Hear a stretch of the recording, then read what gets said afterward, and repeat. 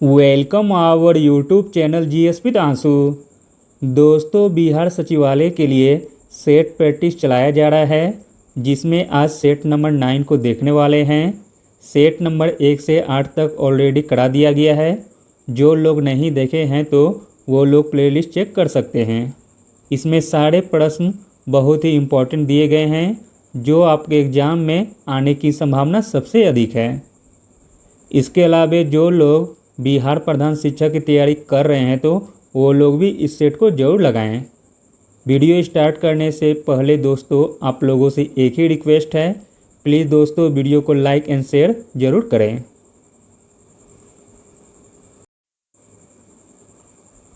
चलिए दोस्तों शुरू करते हैं। पहला प्रश्न है, स्वयं सहायता समूह यानी कि एसएचजी में बचत एवं ऋण गतिविधियों से संबंधित निर्णय कौन लेता है? तो दोस्तों निर्णय लेता है समूह के सदस्य। स्वयं सहायता समूह में बचत एवं ऋण गतिविधियों से संबंधित निर्णय लेता है समूह के सदस्य। अगला प्रश्न है, निम्नलिखित में से कौन सा महारत्नों की सूची में नहीं आता है? तो दोस्तों महारत्नों की सूची में नहीं आता है वह है हिंदुस्तान पेट्रोलियम कॉरपोरेशन लिमिटेड यानी कि HPCL। अगला प्रश्न है दोस्तों, भारतीय संविधान में राष्ट्रपति के चुनाव की प्रणाली किस देश से ली गई है? तो दोस्तों भारतीय संविधान में राष्ट्रपति के चुनाव की प्रणाली ली गई है आयरलैंड देश से। अगला प्रश्न है, अधिकार परीक्षा शब्द का शाब्दिक अर्थ क्या है? तो दोस्तों अधिकार परीक्षा शब्द का शाब्दिक अर्थ है किस अधिकार से। अगला प्रश्न है दोस्तों, ऐतिहासिक लखनऊ समझौता के निर्माता तथा वियतनाम होने के लिए हिंदू मुस्लिम एकता के राजदूत के उपाधि किसे सम्मानित किया गया था? तो दोस्तों हिंदू मुस्लिम एकता के राजदूत की उपाधि से सम्मानित किया गया था मोहम्मद अली जिन्ना को। अगला प्रश्न है, ऋग्वेद में सबसे प्रमुख देवता कौन है? तो दोस्तों ऋग्वेद में सबसे प्रमुख देवता है इंद्र। अगला प्रश्न है दोस्तों, भारत में बंजर भूमि का सबसे बड़ा हिस्सा किस राज्य का है? तो दोस्तों भारत में बंजर भूमि का सबसे बड़ा हिस्सा है राजस्थान राज्य का। अगला प्रश्न है, अंडमान तथा निकोबार द्वीप समूह में सबसे ऊंची चोटी कौन सी है? तो दोस्तों अंडमान तथा निकोबार द्वीप समूह में सबसे ऊंची चोटी है सैडल चोटी। अगला प्रश्न देखते हैं, economics intelligence unit report world wide cost of living survey 2019 के अनुसार निम्नलिखित में से कौन सा शहर भारत के 3 सबसे सस्ते शहरों में एक नहीं है? तो दोस्तों भारत के 3 सबसे सस्ते शहरों में एक नहीं है वह है मुंबई। अगला प्रश्न है, निम्नलिखित में से किस स्थान पर वाडिया राजवंश का शासन था? तो दोस्तों वाडिया राजवंश का शासन था मैसूर पर। अगला प्रश्न है, उच्चतम न्यायालय के पहले न्यायाधीश का नाम बताइए जिनके खिलाफ स्वतंत्र भारत में संसद में महाभियोग का प्रस्ताव पेश किया गया था। तो दोस्तों वह न्यायाधीश का नाम है न्यायमूर्ति रामास्वामी। जस्टिस रामास्वामी पहले न्यायाधीश थे जिनके खिलाफ 1991 में उनके निष्कासन की कार्रवाई शुरू की गई थी। अगला प्रश्न है, मार्च 2019 में मनोहर पर्रिकर के निधन के बाद गोवा के नए मुख्यमंत्री के रूप में किसने शपथ ली है? तो दोस्तों गोवा के नए मुख्यमंत्री के रूप में शपथ ली है प्रमोद सावंत ने। अगला प्रश्न है दोस्तों, आसान सा प्रश्न है, निम्नलिखित में से लोकसभा की प्रथम महिला अध्यक्ष का नाम बताइए। तो दोस्तों लोकसभा की प्रथम महिला अध्यक्ष का नाम है मीरा कुमार। अगला प्रश्न है, निम्नलिखित में से कौन सी हवाएं भूमध्य सागर से भारत के उत्तर पश्चिमी भाग की ओर चलती है? तो दोस्तों वह हवाएं हैं पश्चिमी विक्षोभ। पश्चिमी विक्षोभ भूमध्य सागर से भारत के उत्तर पश्चिमी भाग की ओर चलती है। अगला प्रश्न है, एजोला डैश के लिए मृदा उर्वरता को बढ़ाता है? तो दोस्तों एजोला चावल की खेती के लिए मृदा उर्वरता को बढ़ाता है। अगला प्रश्न है दोस्तों, संविधान में निम्नलिखित में से किसके बारे में उपबंध नहीं है? तो दोस्तों संविधान में योजना आयोग के बारे में उपबंध नहीं है, जबकि निर्वाचन आयोग, लोक सेवा आयोग तथा वित्त आयोग, यह तीनों के संबंध में दोस्तों संविधान में उपबंध दिए गए हैं। अगला प्रश्न है, दीपिका कुमारी का संबंध निम्नलिखित में से किस खेल से है? तो दोस्तों दीपिका कुमारी का संबंध है तीरंदाजी से। अगला प्रश्न है, सत्यमेव जयते शब्द कहाँ से लिया गया है? तो दोस्तों सत्यमेव जयते शब्द लिया गया है मुंडक उपनिषद से। अगला प्रश्न है दोस्तों, बोध गया में महाबोधि मंदिर बनाया गया जहाँ? तो दोस्तों बोध गया में महाबोधि मंदिर बनाया गया जहाँ गौतम बुद्ध को ज्ञान प्राप्त हुआ था। अगला प्रश्न है, महावीर जैन की मृत्यु निम्नलिखित में से किस नगर में हुई थी? तो दोस्तों महावीर जैन की मृत्यु हुई थी पावापुरी में। मान्यता है कि 468 ईसा पूर्व में 72 वर्ष की अवस्था में राजा हस्तिपाल के यहाँ पावापुरी नामक स्थान पर उनकी मृत्यु हो गई थी। अगला प्रश्न है दोस्तों, पत्थर पर प्राचीनतम शिलालेख किस भाषा में थे? तो दोस्तों पत्थर पर प्राचीनतम शिलालेख थे प्राकृत भाषा में। अगला प्रश्न है दोस्तों, किस गवर्नर जनरल के समय भारतीय भाषा प्रेस अधिनियम समाप्त किया गया था? तो दोस्तों वह गवर्नर जनरल का नाम है लॉर्ड रिपन। लॉर्ड रिपन के समय भारतीय भाषा प्रेस अधिनियम समाप्त किया गया था। अगला प्रश्न है दोस्तों, भगत सिंह तथा राजगुरु तथा सुखदेव को कब फांसी दी गई थी? तो दोस्तों भगत सिंह, राजगुरु तथा सुखदेव को फांसी दी गई थी 23 मार्च 1931 को। भगत सिंह, सुखदेव और राजगुरु को लाहौर षड्यंत्र केस के तहत 23 मार्च 1931 के तहत फांसी दी गई थी। अगला प्रश्न है, 3 कठिया कानून किस स्थान पर और किसकी खेती से संबंधित है? तो दोस्तों 3 कठिया कानून चंपारण स्थान से तथा नील की खेती से संबंधित है। अगला प्रश्न देखते हैं दोस्तों, निम्नलिखित में से कौन सही सुमेलित है? तो दोस्तों इसमें जो सही सुमेलित है वह है ऑप्शन नंबर बी। 1931 में राजगुरु को फांसी दी गई थी, जबकि भारतीय राष्ट्रीय कांग्रेस का लाहौर अधिवेशन 1940 गलत दिया गया है। भारतीय राष्ट्रीय कांग्रेस का लाहौर अधिवेशन 1929 में हुआ था, न कि 1940 में। तथा असहयोग आंदोलन का प्रारंभ हुआ था दोस्तों 1 अगस्त 1920 को, और रॉलेट सत्याग्रह भी 1919 में हुआ था। अगला प्रश्न देखते हैं दोस्तों, अखिल भारतीय हरिजन संघ की स्थापना किसने की थी? तो दोस्तों अखिल भारतीय हरिजन संघ की स्थापना की थी महात्मा गांधी ने, और इसकी स्थापना की गई थी 30 सितंबर 1932 को। अगला प्रश्न है, निम्नलिखित में से कौन सा विशालतम हिमनद है? तो दोस्तों इसमें विशालतम हिमनद हो जाएगा सियाचिन, जिसकी लंबाई है 76 किलोमीटर। अगला प्रश्न है, भारत का कौन सा राज्य अधिकतम सीमाओं को छूता है? तो दोस्तों भारत का उत्तर प्रदेश राज्य अधिकतम सीमाओं को छूता है, और यह दोस्तों 8 राज्यों को तथा 1 केंद्र शासित प्रदेश को छूता है, जिनके नाम है हिमाचल प्रदेश, हरियाणा, छत्तीसगढ़, बिहार, मध्य प्रदेश, उत्तराखंड, राजस्थान, झारखंड एवं नई दिल्ली।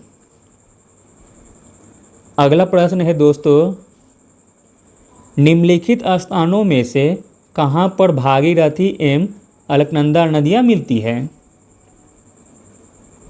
तो दोस्तों भागीरथी एवं अलकनंदा नदियाँ मिलती है देवप्रयाग में। अगला प्रश्न है, भारत में सुनामी वार्निंग सेंटर कहाँ अवस्थित है? तो दोस्तों भारत में सुनामी वार्निंग सेंटर अवस्थित है हैदराबाद में। अगला प्रश्न देखते हैं, निम्नलिखित में से किसका सुमेल नहीं है? तो दोस्तों जो सुमेलित नहीं है वह है ऑप्शन नंबर डी, वेवनाथ कर्नाटक, जो कि दोस्तों गलत दिया गया है। वेवनाथ केरल में स्थित प्रमुख मैंग्रोव वनस्पति क्षेत्र है। बाकी सभी दोस्तों सही दिए गए हैं। सुंदरवन पश्चिम बंगाल में स्थित है, भीतरकनिका उड़ीसा में स्थित है, पीचवरम तमिलनाडु में स्थित है। अगला प्रश्न देखते हैं, निम्नलिखित में से कौन भारत का सबसे पुराना जल शक्ति उत्पादन केंद्र है? तो दोस्तों भारत का सबसे पुराना जल शक्ति उत्पादन केंद्र है शिवसमुद्रम में, जो कि कर्नाटक जिले में स्थित है। अगला प्रश्न देखते हैं, प्रधानमंत्री नरेंद्र मोदी ने हाल ही में मंडल बांध परियोजना की नींव किस नदी पर बनाने के लिए रखी थी? तो दोस्तों मंडल बांध परियोजना की नींव उत्तरी कोयल नदी पर बनाने के लिए रखी गई थी और दोस्तों यह स्थित है झारखंड के पलामू जिले में। अगला प्रश्न देखते हैं, निम्नलिखित में से कौन सा राज्य इलायची के उत्पादन के लिए पहचान नहीं रखता है? तो दोस्तों इलायची के उत्पादन के लिए पहचान नहीं रखता है वह है उड़ीसा। अगला प्रश्न देखते हैं, international crop research institute for semi arid tropic कहाँ स्थित है? तो दोस्तों यह स्थित है हैदराबाद में। International crop research institute for semi arid tropic स्थित है हैदराबाद में। अगला प्रश्न है दोस्तों, रेलवे स्टाफ कॉलेज कहाँ स्थित है? तो दोस्तों रेलवे स्टाफ कॉलेज स्थित है बड़ोदरा में। अगला प्रश्न है, कौन सही सुमेलित नहीं है? तो दोस्तों जो इसमें सही सुमेलित नहीं है वो है option number C, Bhabha atomic research centre Karnataka, जो कि दोस्तों गलत दिया गया है। भाभा एटॉमिक रिसर्च सेंटर दोस्तों मुंबई में स्थित है, न कि कर्नाटक में। बाकी सभी दोस्तों सही दिए गए हैं। श्रीहरिकोटा आंध्र प्रदेश में है, थुम्बा केरल में स्थित है तथा पोखरन राजस्थान में स्थित है। अगला प्रश्न देखते हैं, निम्नलिखित में से कौन सुमेलित नहीं है? एक तरफ दिया गया दोस्तों मरुस्थल तथा एक तरफ दिया गया है देश का नाम। तो दोस्तों जो सही सुमेलित नहीं है वह है option number D, Gibson Brazil, जो कि दोस्तों गलत दिया गया है। गिब्सन मरुस्थल दोस्तों ऑस्ट्रेलिया देश में स्थित है। बाकी सभी दोस्तों सही दिए गए हैं। सोनोरन मरुस्थल संयुक्त राज्य अमेरिका में स्थित है, तकलामकान मरुस्थल चीन में स्थित है तथा काराकुम मरुस्थल तुर्कमेनिस्तान में स्थित है। अगला प्रश्न देखते हैं, कौन सी धारा दक्षिण अटलांटिक महासागर में धाराओं के एक पूर्ण वृत्त के निर्माण में योगदान नहीं देती है? तो दोस्तों वह धारा है कनाडी धारा। कनाडी धारा दक्षिण अटलांटिक महासागर में धाराओं के एक पूर्ण वृत्त के निर्माण में योगदान नहीं देती है। अगला प्रश्न देखते हैं, बिहार में मखाना विकास और अनुसंधान केंद्र कहाँ स्थित है?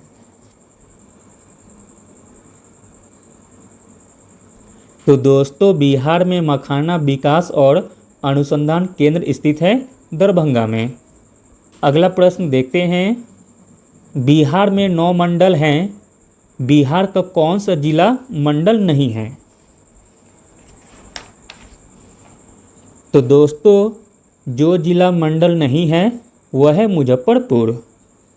बिहार में 9 मंडल हैं जिनके नाम हैं पटना, मगध, तिरहुत, दरभंगा, कोसी, भागलपुर, मुंगेर, पूर्णिया तथा सारण। अगला प्रश्न देखते हैं, निम्नलिखित में से कौन सा कर केंद्र द्वारा नहीं लगाया जाता है? तो दोस्तों केंद्र सरकार द्वारा नहीं लगाया जाता है वह कर है कृषि कर। कृषि कर दोस्तों राज्य सरकार द्वारा लगाई जाती है। अगला प्रश्न है, जीआई टैग की समय सीमा क्या होती है? तो दोस्तों जीआई टैग की समय सीमा होती है 10 वर्ष। अगला प्रश्न है, निम्नलिखित में से कौन सी रिपोर्ट विश्व आर्थिक मंच द्वारा प्रकाशित नहीं की जाती है? तो दोस्तों विश्व आर्थिक मंच के द्वारा प्रकाशित नहीं की जाती है वह रिपोर्ट का नाम है मानव विकास सूचकांक। मानव विकास सूचकांक संयुक्त राष्ट्र विकास कार्यक्रम यानी कि यूएनडीपी के द्वारा जारी किया जाता है। अगला प्रश्न देखते हैं, प्रत्यक्ष बंदीकरण अधिनियम के अंतर्गत एक व्यक्ति बिना मुकदमा चलाए बंदी बनाया जा सकता है? तो दोस्तों प्रत्यक्ष बंदीकरण अधिनियम के अंतर्गत एक व्यक्ति बिना मुकदमा चलाए बंदी बनाया जा सकता है 3 माह के लिए। अगला प्रश्न देखते हैं, किस लोकसभा का कार्यकाल लगभग 6 वर्ष का था? तो दोस्तों 5वीं लोकसभा का कार्यकाल लगभग 6 वर्ष का था। अगला प्रश्न देखते हैं, भारत के उच्चतम न्यायालय में न्यायाधीशों की संख्या में वृद्धि करने की शक्ति किसमें निहित है? तो दोस्तों भारत के उच्चतम न्यायालय में न्यायाधीशों की संख्या में वृद्धि करने की शक्ति है संसद में। अगला प्रश्न देखते हैं दोस्तों, भारत में राष्ट्रीय विकास परिषद कब गठित की गई थी? तो दोस्तों भारत में राष्ट्रीय विकास परिषद गठित की गई थी 6 अगस्त 1952 को। अगला प्रश्न देखते हैं, राजनीतिक दलों को संवैधानिक मान्यता प्रथम बार कब मिली थी? तो दोस्तों राजनीतिक दलों को संवैधानिक मान्यता प्रथम बार मिली थी 1985 में। अगला प्रश्न है, भारत के संविधान में लोकसभा में अनुसूचित जनजातियों के लिए व्यवस्था की गई है वह कौन सा अनुच्छेद है बताना है? तो दोस्तों वह अनुच्छेद है अनुच्छेद 330 में। भारत के संविधान में लोकसभा में अनुसूचित जनजातियों के लिए व्यवस्था की गई है अनुच्छेद 330 में। अगला प्रश्न देखते हैं, एक कोशिकीय जीव कैसे प्रजनन करता है? तो दोस्तों एक कोशिकीय जीव प्रजनन करता है कोशिका विभाजन के द्वारा। अगला प्रश्न है, डीएनए का असंचित रूप क्या है? तो दोस्तों डीएनए का असंचित रूप है डीऑक्सीराइबोन्यूक्लिक अम्ल। अगला प्रश्न है, मेथाइल प्रोपेन निम्नलिखित में से किसका एक समाव्यय है? तो दोस्तों यह समाव्यय है एन ब्यूटेन का। मेथाइल प्रोपेन समाव्यय है एन ब्यूटेन का। अगला प्रश्न देखते हैं, खाना बनाने के लिए प्रयुक्त बायोगैस किसका मिश्रण है? तो दोस्तों खाना बनाने के लिए प्रयुक्त बायोगैस मिश्रण है मीथेन एवं कार्बन डाइऑक्साइड का। अगला प्रश्न देखते हैं, इबोला शब्द से आप क्या समझते हैं? तो दोस्तों इबोला शब्द से हम समझते हैं पश्चिमी अफ्रीका में एक विषाणु रोग प्रकोप। अगला प्रश्न है, एड्स का विषाणु किसकी वृद्धि को प्रभावित करता है? तो दोस्तों एड्स का विषाणु रक्त में टी कोशिकाओं को वृद्धि को प्रभावित करता है। अगला प्रश्न देखते हैं, निम्नलिखित में से कौन नाइट्रोजनीय उर्वरक नहीं है? तो दोस्तों इसमें नाइट्रोजनीय उर्वरक नहीं है, वह है सुपर फास्फेट। सुपर फास्फेट एक समान संश्लेषित फास्फोरस उर्वरक है। अगला प्रश्न देखते हैं, परम सुम ताप की वह स्थिति है जिसे गैसों में आणविक गति घटने लगती है। अगला प्रश्न है, फैथोमीटर का उपयोग किसे नापने में किया जाता है? तो दोस्तों फैथोमीटर का उपयोग किया जाता है समुद्र की गहराई नापने में। अगला प्रश्न है, एक लड़की झूले पर बैठी स्थिति में झूला झूल रही है, उस लड़की खड़े हो जाने पर प्रोद्दोल आवर्तकाल क्या होगा? तो दोस्तों एक लड़की झूले पर बैठी स्थिति में झूला झूल रही है, उस लड़की खड़े हो जाने पर प्रोद्दोल आवर्तकाल कम हो जाएगा। अगला प्रश्न है, ध्वनि के पुनरुत्पाद के लिए एक सीडी ऑडियो प्लेयर में प्रयुक्त होता है। तो दोस्तों ध्वनि के पुनरुत्पाद के लिए एक सीडी ऑडियो प्लेयर में प्रयुक्त होता है लेजर बीम। अगला प्रश्न देखते हैं, सही कथन को चुनना है। तो दोस्तों इसमें सही कथन हो जाएगा ऑप्शन नंबर बी, लाल प्रकाश का तरंगदैर्घ्य बैंगनी प्रकाश से ज़्यादा होता है। अगला प्रश्न देखते हैं, एंगस्ट्रम इकाई है। तो दोस्तों एंगस्ट्रम इकाई है तरंगदैर्घ्य की। अगला प्रश्न है, एक रेडियो स्टेशन से 30 मीटर बैंड पर प्रसारण प्राप्त होता है, इस स्टेशन द्वारा प्रेषित वाहक तरंगों की आवृत्ति है। तो दोस्तों एक रेडियो स्टेशन से 30 मीटर बैंड पर प्रसारण प्राप्त होता है, इस स्टेशन द्वारा प्रेषित वाहक तरंगों की आवृत्ति है 10 किलोहर्ट्ज। अगला प्रश्न है, ऊंचाई के जगहों पर पानी 100 सेंटीग्रेड के नीचे के तापमान पर क्यों उबलता है? तो दोस्तों ऊंचाई के जगह पर पानी 100 सेंटीग्रेड के नीचे के तापमान पर उबलता है क्योंकि वायुमंडलीय दबाव कम हो जाता है, अंततः उबलने का बिंदु नीचे आ जाता है। अगला प्रश्न देखते हैं, धब्बा रहित लोहा बनाने में लोहे के साथ प्रयुक्त होने वाली महत्वपूर्ण धातु कौन सी है? तो दोस्तों धब्बा रहित लोहा बनाने में लोहे के साथ प्रयुक्त होने वाली महत्वपूर्ण धातु है क्रोमियम। अगला प्रश्न देखते हैं, भार के अनुसार पानी में हाइड्रोजन की परसेंट कितनी है?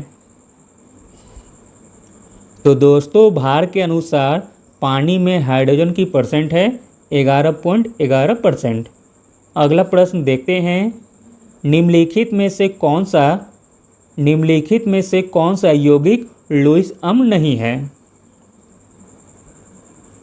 तो दोस्तों इसमें लुईस अम्ल नहीं है, वह है NH3। NH3 दोस्तों एक लुईस क्षार है, न कि लुईस अम्ल। अगला प्रश्न देखते हैं, अधोलिखित युग्मों में कौन सा सही सुमेलित नहीं है? तो दोस्तों इसमें जो सही सुमेलित नहीं है वह है ऑप्शन नंबर डी, फ्लोरीन फ्लोरोन युक्त बहुलक, जो कि दोस्तों गलत दिया गया है। फ्लोरीन कार्बन का बहुत ही उपयोगी अपरूप है। बाकी सभी दोस्तों सही दिए गए हैं। पायरीन का प्रयोग अग्निशामक में होता है, सल्फर डाइऑक्साइड का अम्ल वर्षा में तथा फ्रेयॉन का प्रशीतक के रूप में होता है। अगला प्रश्न देखते हैं। पुस्तक द ओरिजिन ऑफ स्पीशीज किसने लिखी है? तो दोस्तों पुस्तक द ओरिजिन ऑफ स्पीशीज लिखी है चार्ल्स डार्विन ने। अगला प्रश्न है। पौधों द्वारा ली गई विकर्ण ऊर्जा निम्न परिणाम देती है। तो दोस्तों पौधों द्वारा ली गई विकर्ण ऊर्जा परिणाम देती है जल का प्रकाश अपघटन करके। अगला प्रश्न है। कोशिका का शक्ति स्रोत होता है। तो दोस्तों कोशिका का शक्ति स्रोत होता है माइटोकॉन्ड्रिया। अगला प्रश्न है दोस्तों। मानव के श्वेत रक्त कणों का व्यास होता है लगभग में। तो दोस्तों मानव के श्वेत रक्त कणों का व्यास होता है लगभग में 0.007 मिलीमीटर। अगला प्रश्न है। विटामिन सी का सबसे उत्तम स्रोत क्या है? तो दोस्तों विटामिन सी का सबसे उत्तम स्रोत है आंवला। अगला प्रश्न है। शरीर में ऊतकों का निर्माण होता है। तो दोस्तों शरीर में ऊतकों का निर्माण होता है प्रोटीन से। Thank you.